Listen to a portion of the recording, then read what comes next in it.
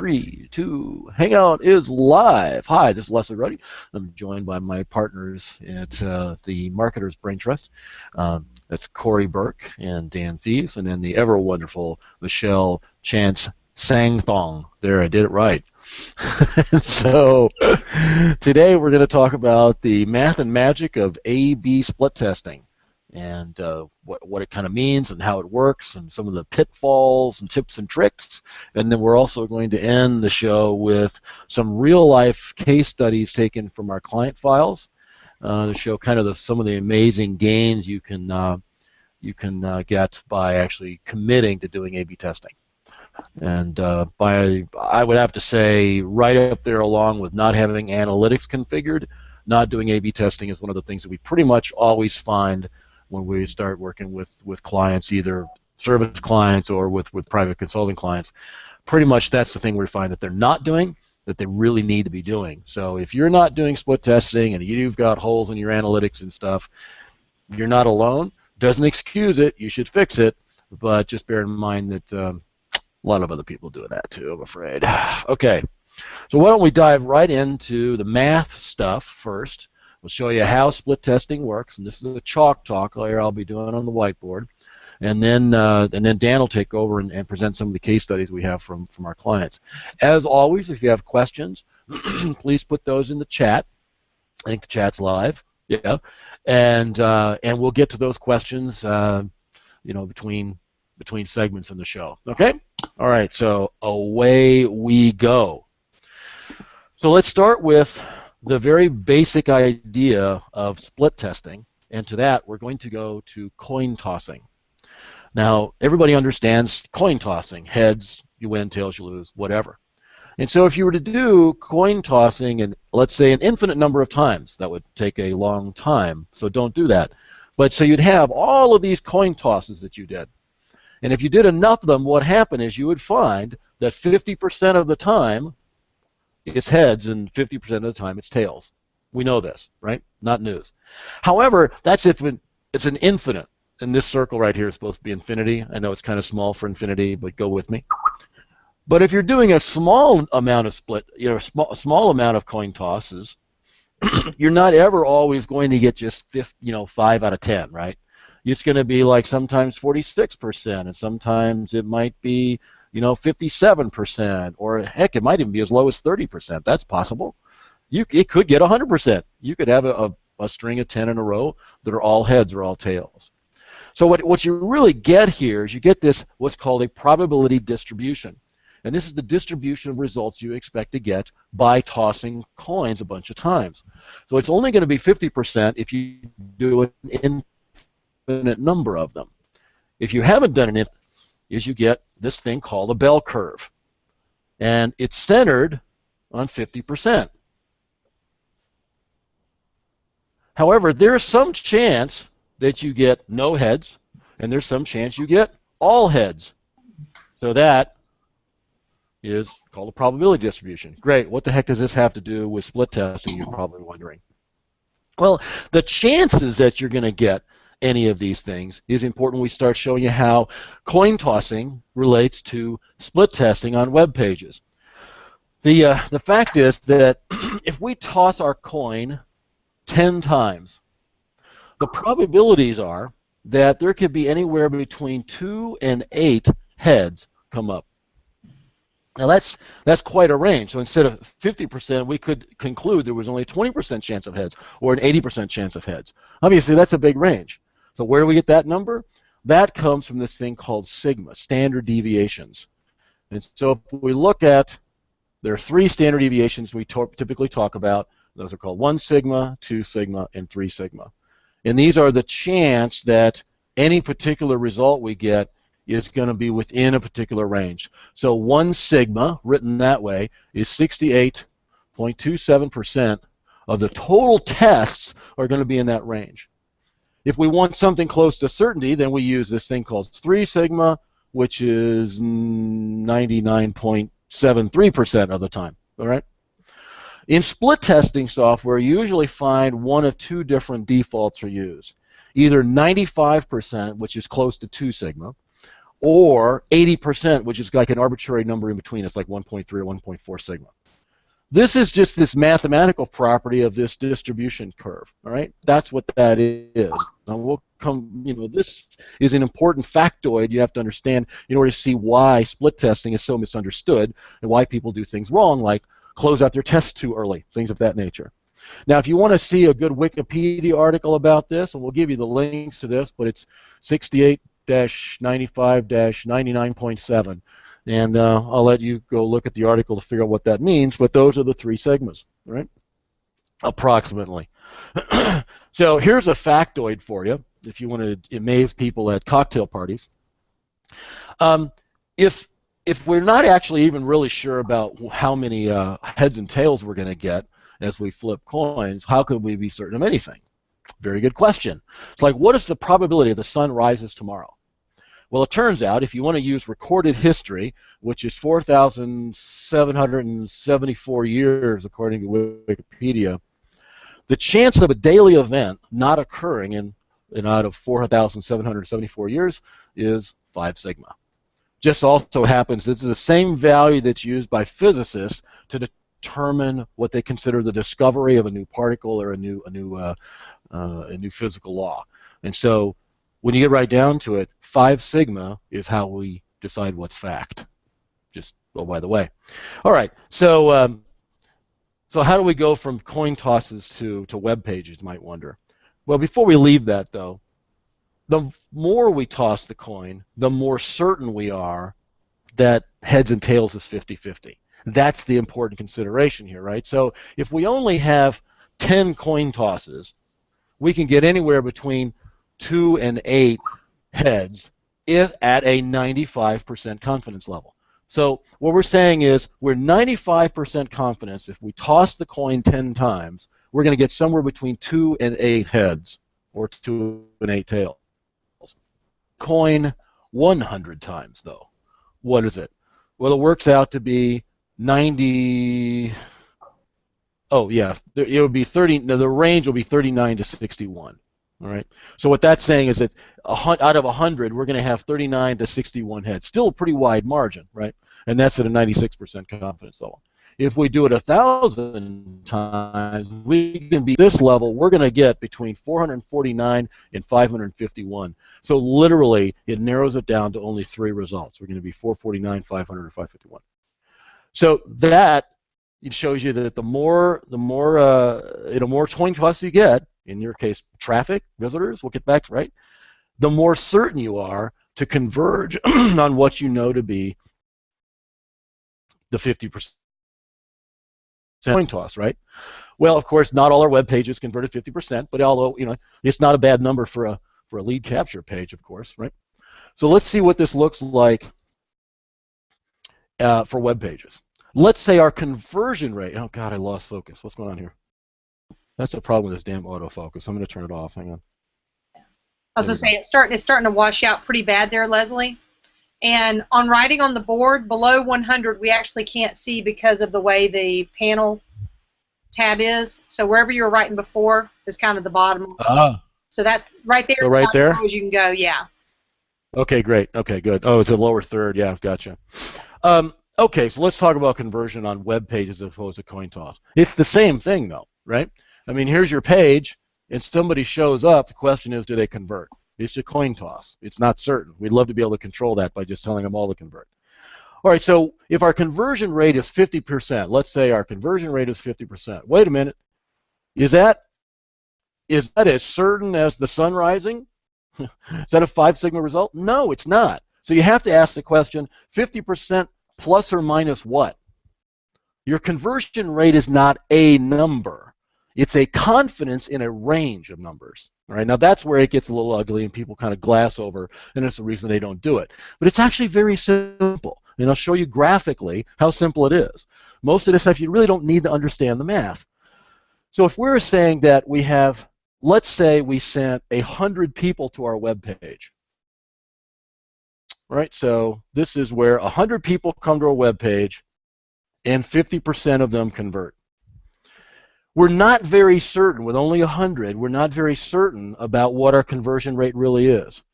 And in fact, that is about plus or minus 11%. So our conversion rate is actually in the range of, right, 40, whatever that is, 49 to 71.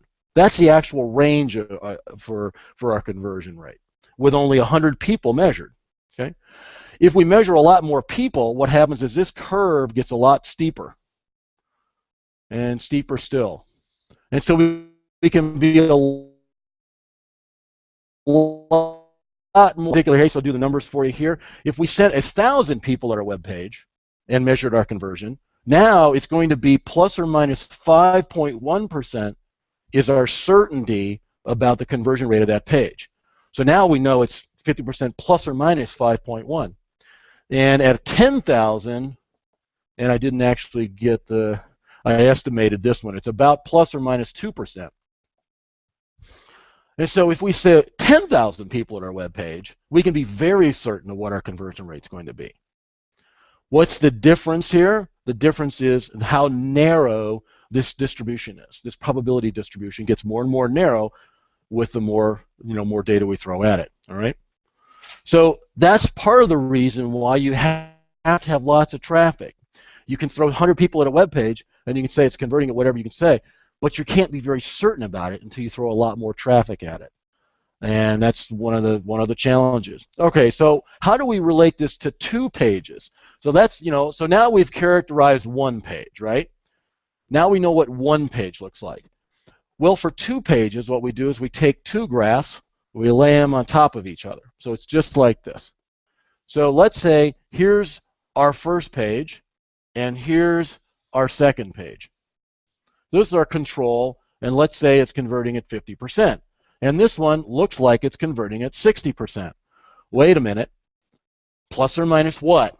Okay, depends on how much traffic. Let's say we had a total of 100 visits. Uh-oh. And that's actually, sorry, that should be visits per variation. Well, okay, that means what's really going on here is each one of these is plus or minus 11%. Uh-oh. Map this out and take a look at what this whoops, oh, I may be drawn below the view. Let me do it up here. So what this really looks like is that one of them is converting somewhere between 39% and 61%, and the other one converting between 49% and 71%. And this is at 95% confidence. So what that means is we're 95% confidence that this page will be converting in that range, and this page will be converting in that range. But guess what? They could be here and here, or they could be here and here. We don't know, because in the entire range is equally likely. That's the important thing to understand. Is it is equally likely 49% as it is doing 71%. Not really equally likely, but it's pointed within the 95% confidence. We can't really say that that one is less likely than that one. Not really. Okay? So can we declare a winner here? No. We don't have enough traffic. This overlaps by 50%. We can't tell which one of these is actually the better page. Now, in your split testing software, it's going to draw you a picture kind of like that. So it's going to do this math for you automatically. But really what's going on is how much these curves overlap. That's what's actually going on, is how much the probability distributions overlap.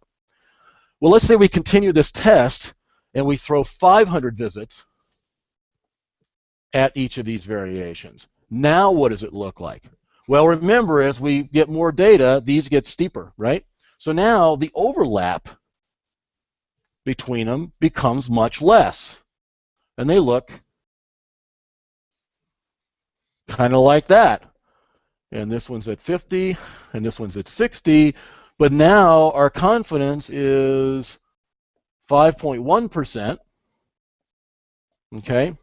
That's our confidence interval, which means these look like this. So they don't even overlap anymore. Suddenly now we can declare a winner, because this one is 55.8 down to 45.8. Something like that. And this one, 54.2. Sorry, that's 54.2. This is 55.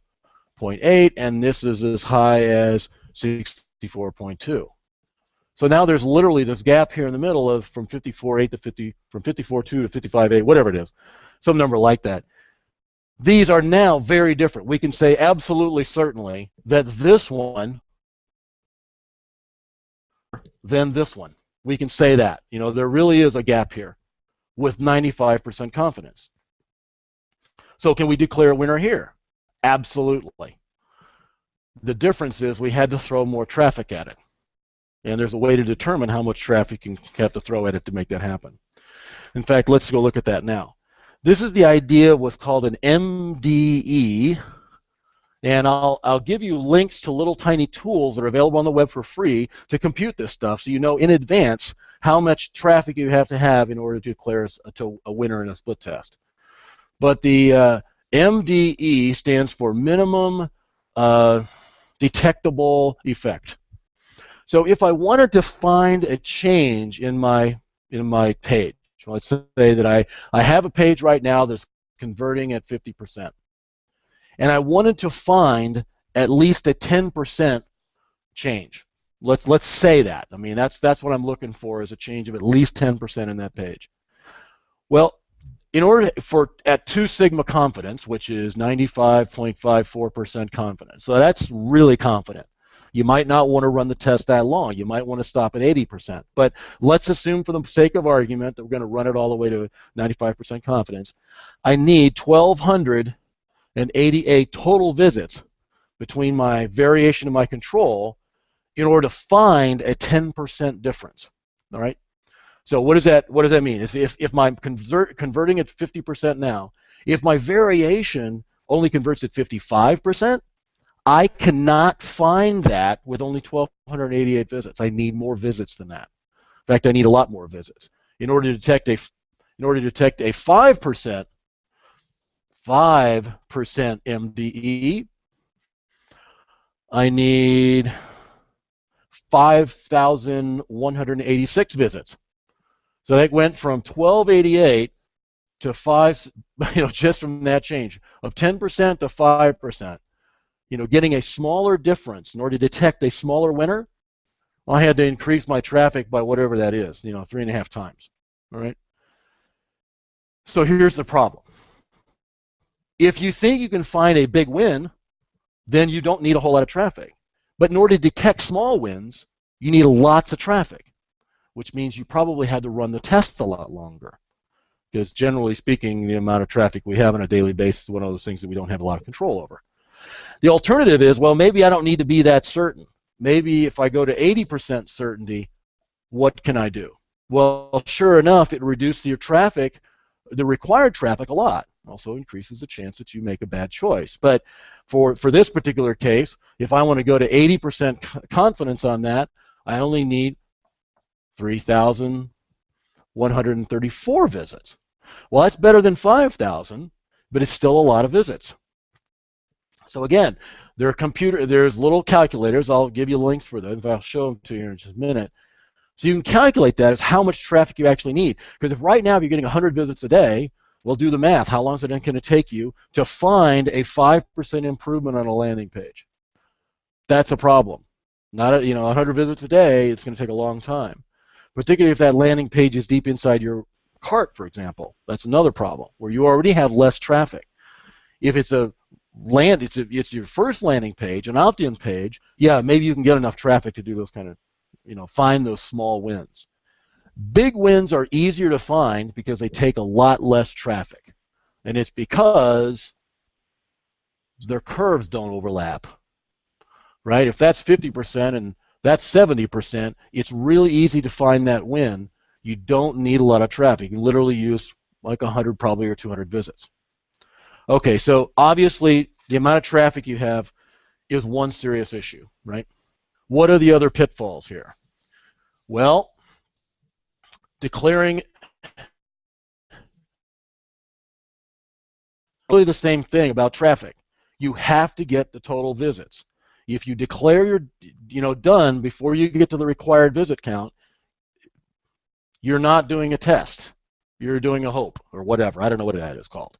And the reason is, in our example, it said, okay, well, here we are, and then this just gets steeper. That's not what happens. What really happens is, as you test, your page moves around. It does this. So you look at it on a day 1, day 2, day 3, day 4, and these graphs are peaking in different places. You say it's 50%, it's 40%, it's 30%, it's 20%, it's 19%, it's 70%. It homes in, it converges, but you have to let it converge. You have to get the right amount of traffic. And so anytime you close a test before you actually get to the minimum traffic, you're making a huge mistake. And so that's one thing, is don't close out the test early. Let it run to the number of visits you need in order to really make the test valid statistically. The other thing is day of week effects, and this is a really bad one. If you have a significant day of week effect, what's happening is your split testing software is averaging all out anyway.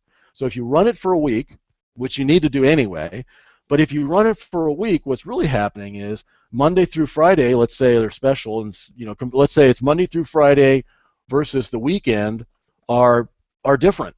Now, you have to have an intuition about that. Your split testing software is lumping those all together. They're considering all of those data points the same. It's just part of the same random process. Well, what if that's not true?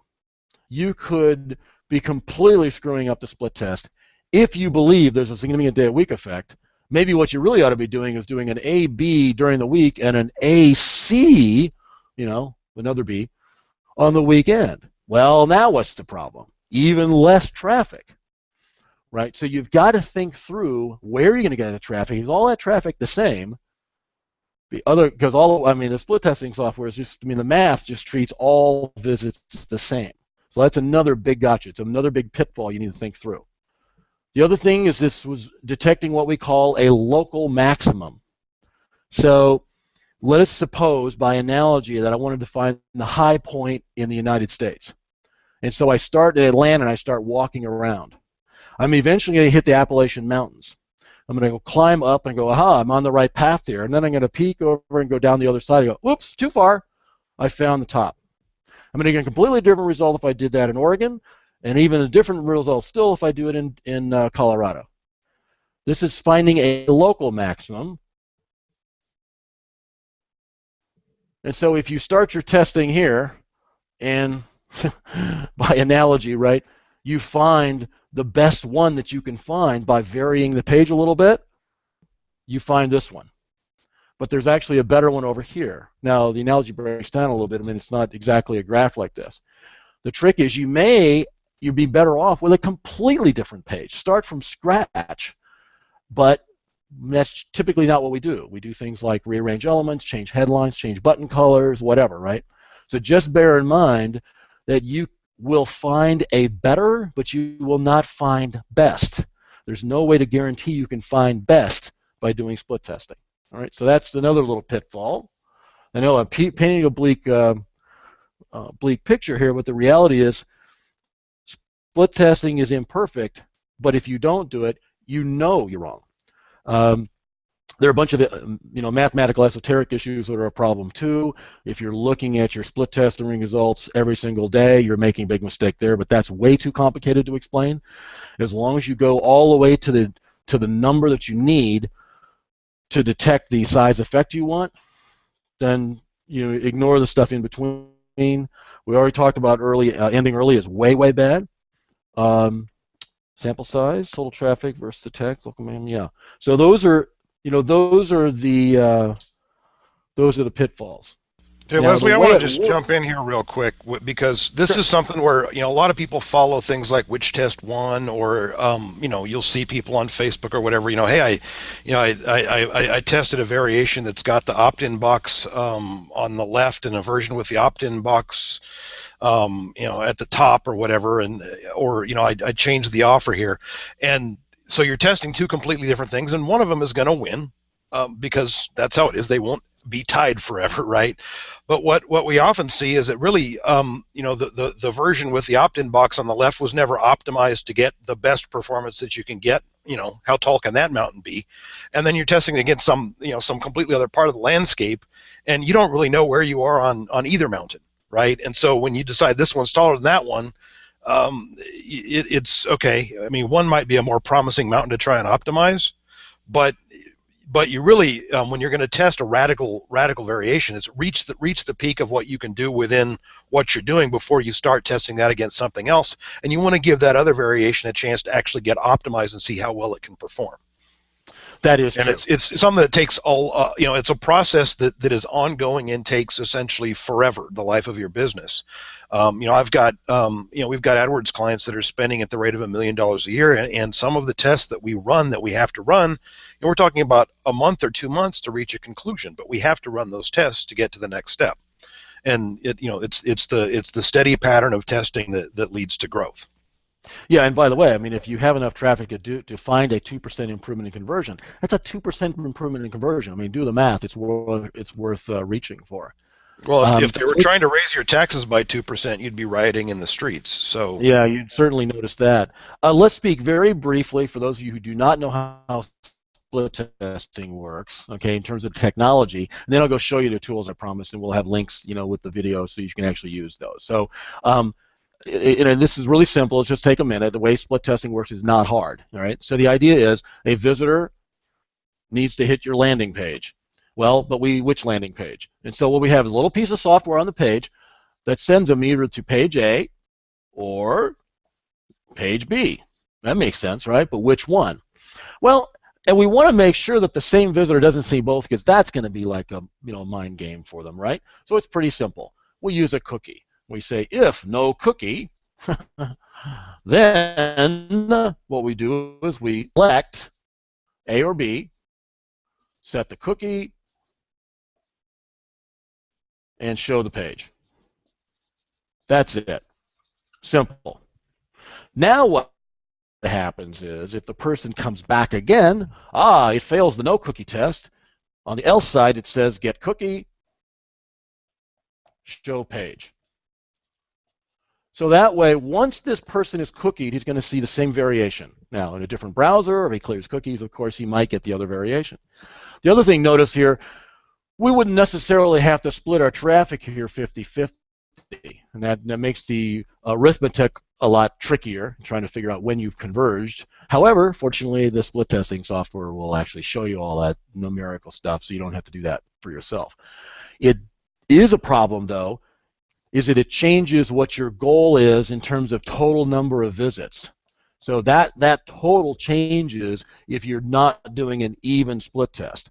And that's a problem because the split testing software that I'm familiar with, the three that I've used, are not going to show you that. And so they may actually declare a winner too early. So be very, very careful about that. If you're not going to do an even split here, you technically ought to go do the math to figure out how many visits you need in each of these legs to really show a test, okay? Where all the examples I showed a 50-50 split in traffic. If you don't have a 50-50 split in traffic, then those two bell curves are basically bunching up or getting taller at different rates. All bets are off. You've got to actually go do the math if you're going to do a non-even split. So, but split testing software is really easy. One trick for those of you who are using Google Tag Manager, the nature of split testing software is that it has to be synchronous, and Google Tag Manager will only guarantee asynchronicity. It guarantee correct operation for asynchronous tags, and so you cannot use Google Tag Manager to install any split testing software. That's probably not ever going to change, by the way. So if you're going to use Google Tag Manager, bear in mind that you're going to continue to use either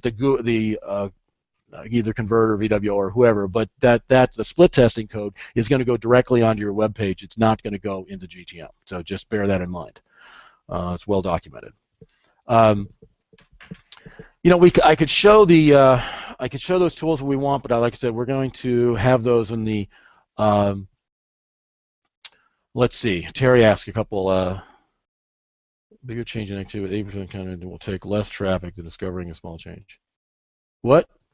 No. Okay, let's see. Which would these would ask first? I think the language of Bitcoin. If you have had 10,000 visitors, you have the experience of what they did. The calculation is really looking at the expected behavior of the next visit.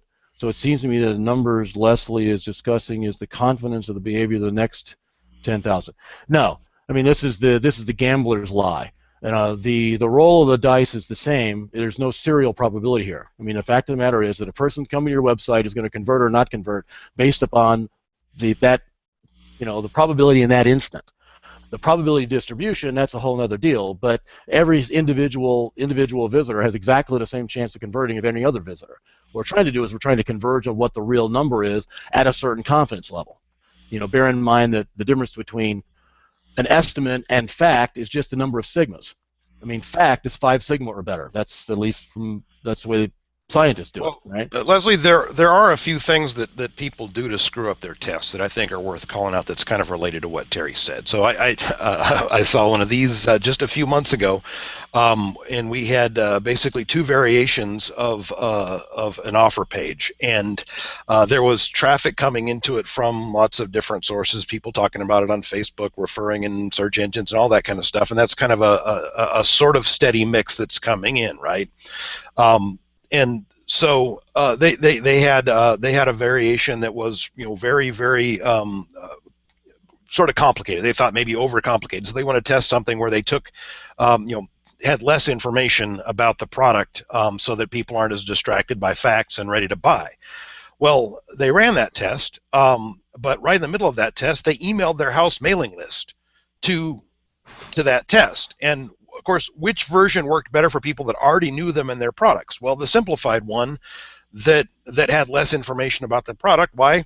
Because these people have heard about it. They already kind of wanted it. They just hadn't pulled the trigger the last time. And so the version that was simplified won that test, but it only won that test because they jimmied it, screwed with the traffic mix in radical ways. And you'll see the same thing happen where if you've had tests that were working and there's a big change in your traffic mix, sometimes it can be worth going back and running some of those tests again, particularly the ones that were close, to see if maybe it doesn't go the other way. So for example, if you had a bunch of search traffic on a particular keyword that was high intent, you're going to end up optimizing, if to kind of what performs best with the traffic sources that you have to the page. And so you do have to be a little bit careful about that kind of stuff.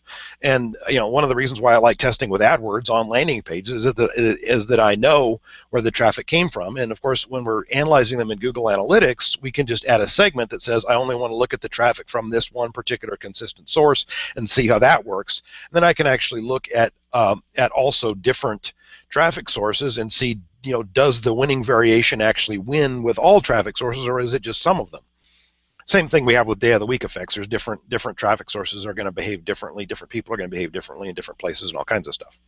Yep, this is true. The other question that Terry asked here is that to discover a bigger change in activity with an 80% confidence will take less traffic than discovering a small change. Yes, that's obviously true. The math is very, very simple. You can take the 80% out of that, in fact. That's true. At any confidence level. That's correct. Any confidence level you want to name above 0, it will take fewer total experiments to find a wide variation than a narrow variation. The other thing that kind of falls out of that, if you do have, we all have some kind of constraint on the amount of traffic that we can generate, right? If you're running a test and the bars ain't moving fast enough based on the traffic that you've got, declare a loser because the test is a loser, and try testing something else, because what that's telling you is that there isn't at some point, what it's basically telling you is that the variance between the 2 variations in performance isn't big enough that you're going to get to a test result. I kill tests in AdWords all the time where it's like, okay, at the rate this is going, it's going to take me 2.4 years to conclude this test. That's not fast enough, right? I may as well not be running this test. Yeah, and that's the so-called null hypothesis, right? And all of the numbers are backed into from what is the probability that there is not a difference in the test. It's how the math actually works. So when we say that we have a 95% confidence, what we're really saying is we have like a 5% difference. And so yeah. But anyway, that's the essence of the null hypothesis. So if you imagine if you did instead of an A/B test, you did an AA test, what would happen? Well, you would like to believe that didn't converge to a winner. However, if you're not careful, like if you ran too few visitors through it, you could declare a winner on an AA test. Unfortunately, that would Well, probably be at least bad the for A you. variation's going to win. So Yeah, exactly. Yeah. So, but yeah. so despite all of the problems associated with this, we have day of week, we got your traffic mixes, all of those kind of things. Bottom line is you still have to test. I mean, if you're not testing, what is the probability, talking about probabilities, what's the probability that you found the best performing cart or best performing landing page by accident the first time? I think let's just round that off to zero. So the reality is if you're not testing, then you're bound to be missing out on potentially a large gain in conversion. So Dan, maybe you'd like to share a couple of examples with that. Yeah, let's talk about some of the kind of to give people some sense of why we test and why it's worthwhile. I'll show you a couple of tests that we've run and some results that we've gotten in some AdWords accounts. Let me try and get that going. The one thing I want to say about this, though, is 80% confidence. That's a 20% chance that you screw up. But the fact is, if you screw that up, right, the size of the bars, right, the width of the distribution, even if you're taking 80% confidence every time, that's better than a coin flip. And so if all you have is enough traffic to do that, yes, can you sometimes go the wrong direction accidentally? Yes, but you're not going to go that far in the wrong direction, and you are going to be moving forward, because it's like if you had a coin that came up heads 80% of the time and tails 20% of the time, you'd still bet on heads the next time it flipped, right? And that would include even if you were gambling with real money, which of course in business that's actually what we're doing. So let me get this thing here. So we're going to do the cool Leslie receding into the distance thing here. Start screen share. There he goes. Come on. Did I do it wrong? Maybe not. Ooh, here we go. So let's look at split testing stuff. Can anybody see that yet? Am I the only one that can't hear anybody? Yep, yeah, we got it. We got it. I was just muted. So yeah, it's there. Okay. So let's talk about this. This one is a fun one, and this is kind of one of the more complicated tests that you can actually get to have to run. And I've unfortunately got a number of clients that are making me do this exact kind of math. What they've got is a free trial that goes to a paid subscription. And this is a really, really tricky, complicated bit of math, and I don't even want to get into how hairy it gets the farther into it you go. But what we've got here is somebody who's got, we're running ads to a landing page that offers a free trial. In this case, it's a free trial that's an ongoing. It's just a free membership, and then there's a paid membership where you get to do more stuff. Now, our cost per conversion, because we're measuring that free trial conversion through to AdWords, is well, let's just say $3, because that's close enough to what the actual value is. And so the question is that any good? Well, do I know $3 cost per action to get somebody to do something for free is actually a good result or a bad result? And of course, if it is a good result, how good is it? And if it's bad, how bad is it? So what we need to know is what's the conversion rate from trial to paid, right? What percentage of those people actually become paid members? We want to know what's the stick rate. So what's the average length? How many months do they stay a subscriber on average? And then how much do we make per month? And we need all of these numbers to be able to do the math. And well, where it gets hairy and scary is I'd actually like to track this down to the level of what's the average stick length based on different keywords, and what's the average conversion rate to paid based on different keywords. And over time, we actually are able to do that with clients when we've got when we can work with them for several months to have the time to run the tests and get the confidence in the math. But just based on what we know right now, we can do some math already. So if 10% convert from that free membership to the paid membership, then our cost per action on the paid membership is not $3, it's $30. And that's just 3 divided by 10%, or 3 divided by 0.1, which is the same thing as 10%. And that gets me to a $30 cost per action. Now, if our average stick there is 2.4 months and we make $15 per month, that's $36 value per that paid action, which cost me $30. Or in other words, that $3 free trial conversion is worth $3.60. Well, that's not bad, right? We made 20%, I guess. But the thing about search is that there are a lot of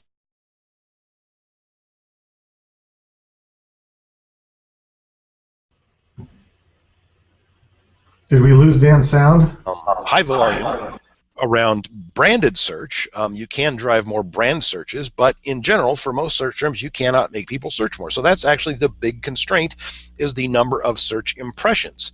So let me see if I can actually point at the impressions column here on my little chart. So let's just say that we have 2 ads here.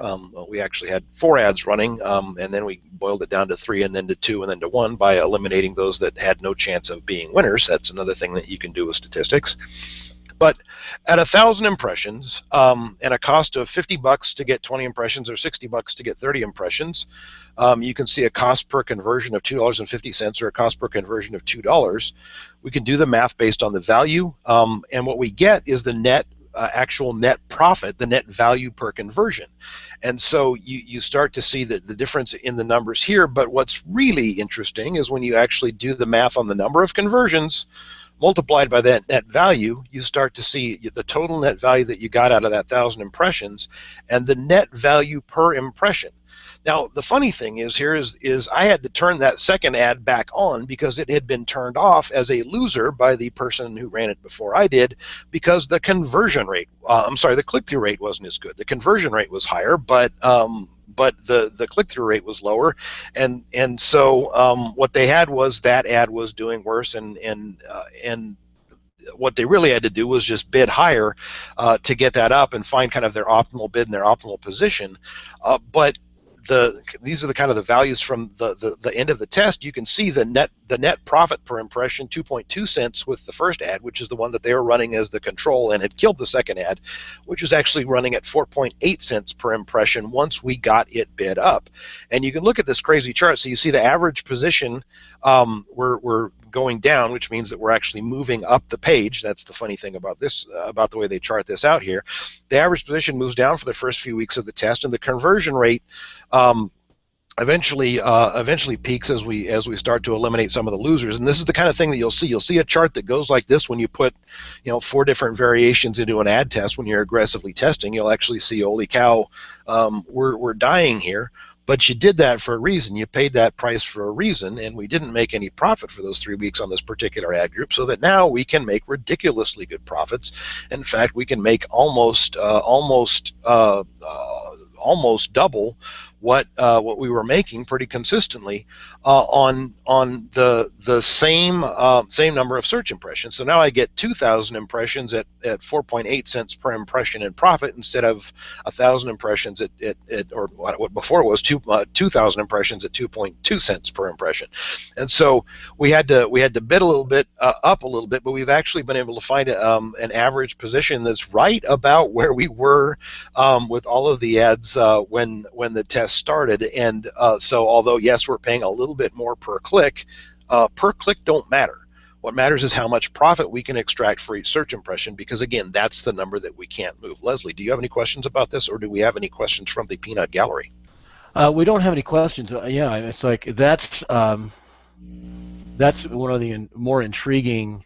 I mean, there are a couple different things going on there. I mean, as you move in search position, and I mean, so you're modifying the ad, and you're also changing position, and it's like, yeah, there's a whole bunch of things that are in play there. That's interesting. You have no idea what what has to go on in the back end with the tracking because this is actually a third-party affiliate tracking solution, and so the tagging and all the stuff that has to go on for us to be able to get to this point wasn't so terrible. But for us to get to the next step, it's now measuring these things at the keyword level and actually making sure that, and we've already got that, had the tracking in place since back in October, but we're going to find out that we might very well find out that depending on day of week or depending on all kinds of other stuff, we're going to find other effects as we continue to run this.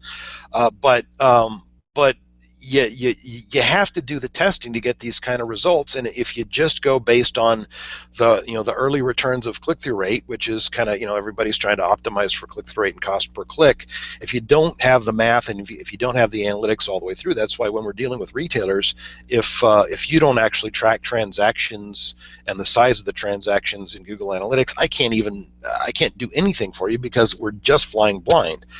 It's easy for me to get an ad that gets a higher conversion rate but a lower average order value, for example, and that's not necessarily the best ad. And so doing the math is how you actually get to the place where you can do this, and you just get there by doing analytics. I mean, analytics and testing are kind of two sides of the same coin if we're going to talk about coins. Okay, so that was a fun one. Let's look at this is one that this is actually a service provider, and they have essentially for the purposes of the ad groups that we're doing the most work on that are the highest volume right now.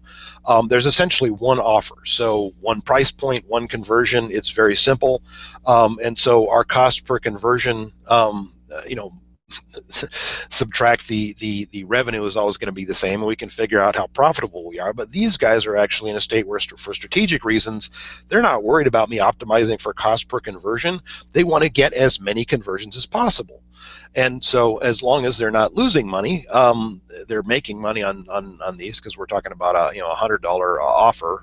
So either way, at $47 or $48 a conversion or $43 a conversion, we're still good. But by actually optimizing for conversions per impression rather than optimizing as they were before for conversion value, we've been able to really crank this campaign up to warp speed. So going from 1,200 impressions to almost 1,400 impressions from one month to the next, and we're actually not performing as well as we could because there's still active testing going on in here. But this is kind of my favorite thing to do, is if I can just optimize based on the number of conversions per search impression.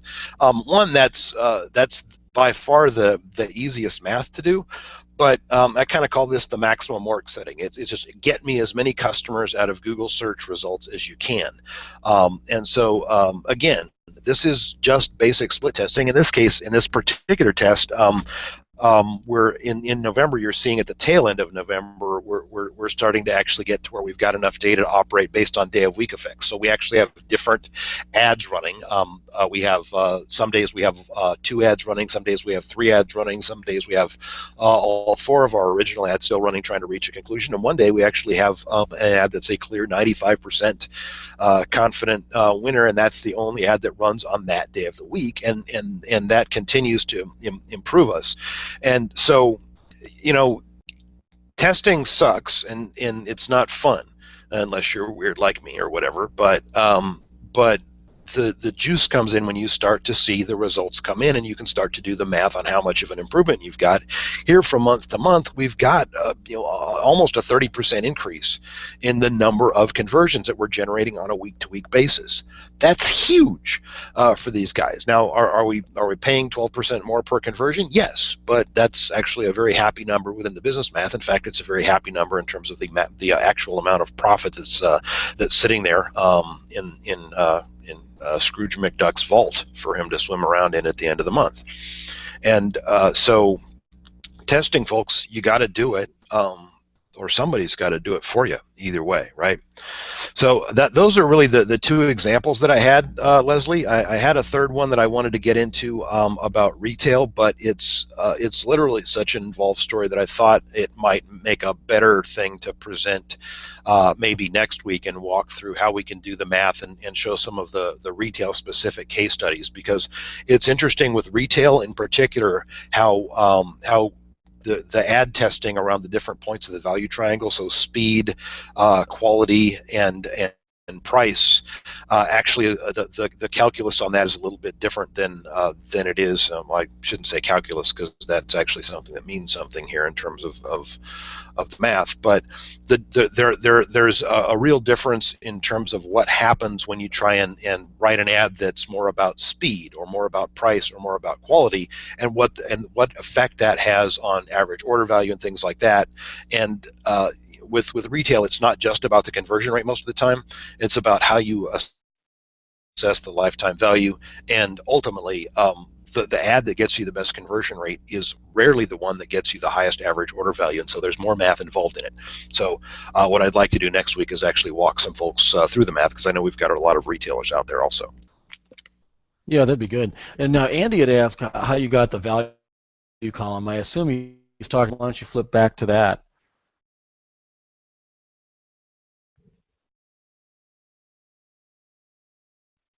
And I'm assuming we're talking about the 0.22 versus, sorry, 0.22 versus 0.48, I guess is what Andy's referring to.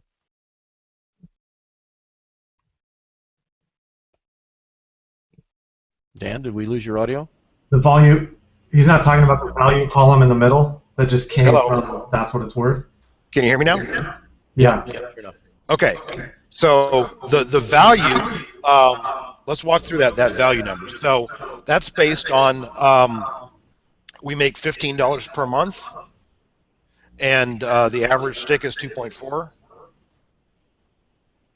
months, and so we can take $15 per month multiplied by, it's basically all these numbers. So 10. Who's got their speaker on out there that's making me echo? Thank you. We take a cost per conversion on the free trial at $3, right? And then 10% of those convert to paid, so that means $30 cost per acquisition to get those people. If we make $15 per month and you multiply that by the 2.4 month average stick, that's $36. And so then we can basically divide that by the 10% to get us a $3.60 value. And so I'm using numbers that aren't the exact numbers, because the exact numbers would make your head even more tired over trying to do the math. But essentially taking $36 and recognize that 10% gets you to $3.60, and that's the actual value of the trial conversion. Yeah, and that's, I mean, you are making some, don't do a very good job of tracking lifetime customer value. So it may, the 2.4 month stick is probably an estimate or a lumped average of their experience over their lifetime. It's a rolling like that, average. Right? It's a rolling average, and so in any given month, they update their spreadsheet, and that updates the numbers, and then I can take the updated numbers each month and adjust my calculations based on that. But the 2.4 month stick has actually been pretty reliable and pretty consistent over a pretty long period of time. So I feel very confident in that number being pretty stable. It goes up and down a little bit each month, but not a lot. Gotcha. Yeah, and that's a good example where you really do have to have, where you have a continuity program in place, or you have back-end sales, and so you get a customer the first time, and then you sell them every year after that, like it's like a vitamins or something like that. You really do need to understand not just the first transaction size, but what happens after that downstream too. Yeah, and they don't last forever, right? I mean, credit cards expire. Some people don't ever come back. It's like people cancel. It's all kinds of things like that. But ultimately, that value is one that we're using with the cost per conversion number that we have from Analytics and AdWords to tell us what's our net value per conversion. And so, if the cost per conversion is a bit higher, that net value is lower. Now, there are lots of ways that the other numbers could be different here. That might actually make this line look better, of course. But in this case, when we ultimately, you can take what's that net value that you extracted from the impressions that you got, and figure out what's the value per impression, and that's what's going to vary the significantly between ads that might have similar looking click-through rates and might even have similar looking conversion rates, particularly for retailers, where the number that you wanted is potentially not even showing up in AdWords because it's an average order value, and all you're doing is tracking conversions rather than tracking the transactions back to AdWords. That's why we kind of insist on, let's get the transactions tracked back into AdWords, because I want to be able to compare two ads and see what's the actual net value per impression, because again, that's the number of impressions I can't increase or in any meaningful way, but what I can do is try and get the most out of every search impression, because that's making the most of the opportunities that you have with search ads. Yeah, excellent. Yeah, really good. Well, that's all the questions we have for today, and I think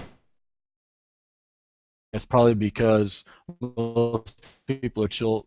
I mean, and that's the wonderful thing about a replay. You can go look at it again. So, I mean, if you have questions about that, I mean, for those of you who are members, obviously, give us a lifeline question, and let us help you out with this, because, for all of the issues there are surrounding split testing, and the difficulties in getting the math right, and potential mistakes you can make, as Dan points out, if you don't split test, you certainly get it wrong occasionally. That's better than not split testing. So by all means, get out there and do it. We try to get everybody that we work with in order to get them to do split testing. There's very few other ways to more easily double your business than to split test your way to better conversions. Yeah, well, sometimes you're going to test something that doesn't work as well, right? I mean, when we went and basically took the two best performing ads on that last one I showed you, that they'd had historically, including the one that they'd killed, and the previous control, which I've now killed, and threw in a couple more variations. So I threw 3 variations against the control to find a winner, and we got a winner. It cost us something. You could see in the way that chart looks, right? The first couple weeks we actually performed worse than we had before,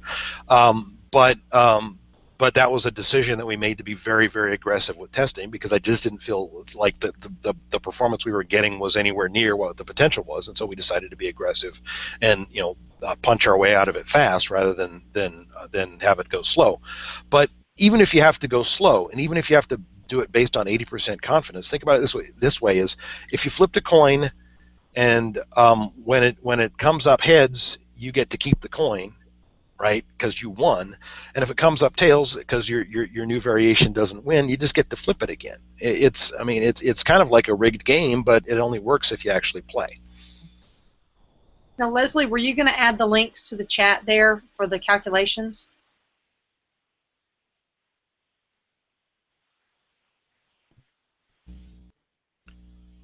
Once again, the internets have failed us. So today they can't blame you, Dan. You've been spectacular. No, I'm lovingly hand carrying every bit to the curb and throwing it into the box. So.